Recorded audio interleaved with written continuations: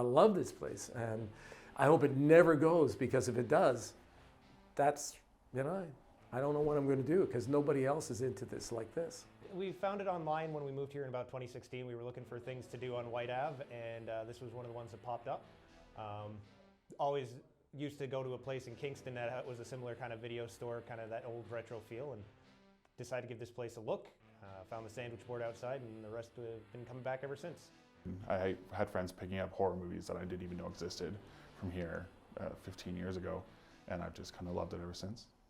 I'm like that old knight from Last Crusade, Indiana Jones style. You know, he's not allowed to leave. He's got to guard the Holy Grail. Can I leave? No, you're stuck here. Because the reality is, the store closes, then I have all the blame in the world falls on my shoulders as the guy that killed video stores in Edmonton, Alberta.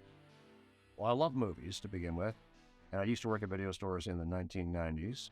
Then I got in the bar industry, and after 7 years of working at bars, I'm like, this cannot be my lot in life. I don't want to be known just for getting people drunk. So I want to do something more impactful with the youth of the world, recommending sweet, sweet cinema. So where we're sitting right now, it used to be known as Oddity Cinema, which my friend Chris Cavoto opened up in 2004. But after 11 months, he had moved back to the east for another job, and he was looking to pass the store off to somebody. Opportunity struck. I was looking to get out of the bar industry, but had no money that I could take it over. But luckily, the community of Whyte Ave is pretty tight. So my friends over at Daddy-O Restaurant fronted me the money so I could take it. Of course, there was no money to be made because all the other video stores were still around. So I definitely wanted to be as outrageous and niche as possible with the titles I chose. Everything had to be exploitation and what the hell is this kind of movies. But as the years went on, all the other video stores started disappearing, Blockbuster, Movie Studio, Rogers, etc. And then I realized I was the last video store kicking, and I had put too much time and effort into keeping this place going and building up kind of a community movie nerd base here at the shop, that now I'm stuck here. Besides ordering movies, you know, in my downtime, you know, writing mini reviews and stuff and spreading the good word out there. And just honestly, just researching like one website after another, like what movies can I bring in that no one else in this city has or see? Yeah, I mean, it's what I do is generally what I would do at the bar over a couple beers if I'm in a good conversation. Just nerd out. The only difference is I'm nerding out to pay the rent, which is a struggle from time to time. Yes, absolutely. So I still work at bars at night. And as the years went on, the store kind of pays for itself, but working at the bars at night is like, make sure my cat's fed and my rent, my personal rent is paid. So when the pandemic happened, obviously the bars were closed. So I'm like, uh-oh, is this going to be it? And then I tried to keep the store open for a bit, but like, can't let people in your store. I'm like, totally get it. So I got a desperation. It took me like a week, but I put my entire inventory on my website. But the cool thing was people didn't want to see the store closed. So they would send me lists. And I would just run upstairs and they just hang me at the door. And the honest thing happened. Business got better, like really good. Like this sounds terrible, but I'm kind of sad the real lockdown is over because I was killing it, man. In fact, my biggest concern at the time was I couldn't get new product into the store because I got my stuff from the US and the borders are kind of buggered up, right?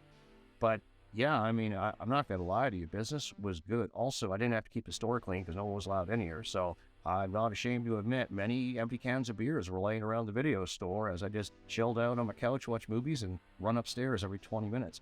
And the thing is, I think the reason it stayed consistent with the business is I think people were going nuts sitting at home. They needed an excuse just to leave the house for 10 minutes, you know? I mean, I think we all got in that factory line mode. For me, if I didn't have the store, I would have completely lost my mind. You know, even if my bills were covered, like with the government or whatever, but I needed something to do. So, you know, they always say video store is like an escape or like a record shop, you know. This literally was an escape. We're in an underground bunker surrounded by sweet cinema, have a fridge full of food, alcohol beverages. I'm like, the rest of the world didn't matter. You're in the store, nothing else matters.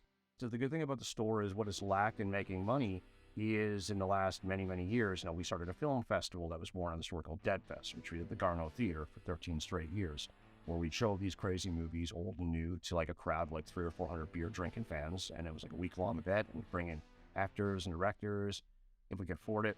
And then through that, I met a lot of cool like amateur filmmakers here in Edmonton. They started coming to my store. And then we decided to film a few short films here in the video store where I'm kind of playing a grumpier version of myself.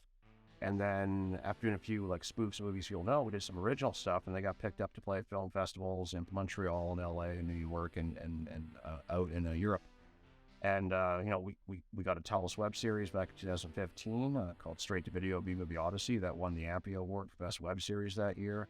And then we're like, you know what? Instead of making a short, why don't we just shoot like a feature movie, taking all the wackiest ideas we have about the video store life and exaggerating them greatly.